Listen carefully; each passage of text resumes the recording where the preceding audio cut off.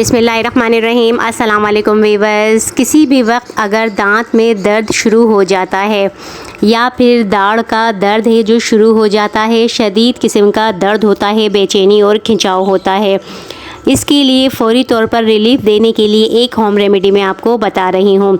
अचानक किसी भी टाइम शुरू होने वाले दर्द के लिए फ़ौरी तौर पे घर में कोई टैबलेट मौजूद ना हो तो आप क्या कर सकते हैं, आप एक अदरक लें, मगर अदरक बिल्कुल ताज़ी होनी चाहिए, बासी अदरक ना हो, सूखी हुई भी ना हो।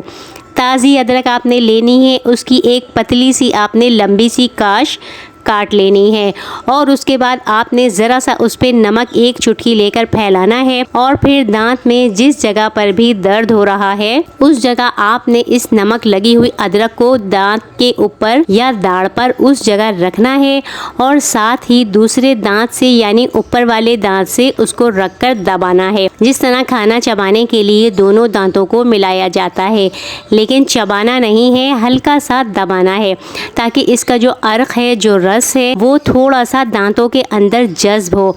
ये आपने अमल करना है। फिर थोड़ी देर में आगे पीछे जिस हिस्से में दांत में जिस तरफ दर्द है, आहिस्ता आहिस्ता इसको आगे पीछे घुमाते रहना है और जो इसका रस या अर्क निकलेगा वो उस दांत में जज्ब करने देना है।